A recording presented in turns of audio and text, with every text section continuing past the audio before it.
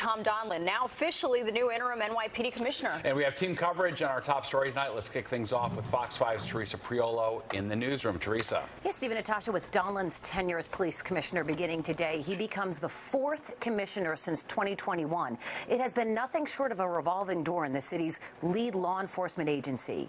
Edward Caban's resignation takes effect in about 1 minute at 5 p.m., and the city tries again with Tom Donlon at the helm. It's the dawn of a new day at the NYPD. For the second time in almost as many years, the department has a new boss. And for the first time in 2 decades, that man isn't somebody who cut his teeth inside the NYPD or as a beat cop. Embroiled in scandal, Edward Caban leaves behind the job he spent his entire career striving for, and now Tom Donlon becomes the interim commissioner. Donlon's introduction to interagency work on a state level really began as New York State's director of Homeland Security, an appointment made by then Governor David Paterson, who knows Donlon well. I couldn't be happier for the city that he's going to run the police department. And believe me, when he runs the police department, there will not be any violations that get far before he addresses them. He takes over during a time of chaos for the NYPD.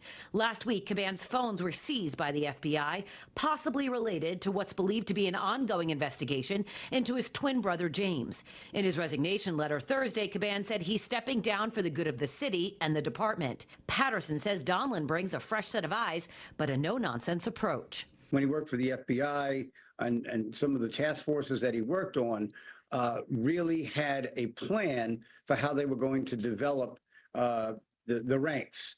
And I think if the men and women of the police department, who I think are very fair people, give him a chance, this time next year, we won't even be thinking about whether or not they're cooperating with him, because I think they will really enjoy working under him. And he won't be afraid to clean house if he has to. I don't think anybody is going to try to tie his hands if he sees something that is unethical or outlandish or illegal and comes down on whoever's responsible. He's a very nice man. He's great to talk to, but I would not want to be on his bad side. And as for Edward Caban, his lawyer said in a statement he's not a target of any investigation and he expects to fully cooperate. Natasha and Steve.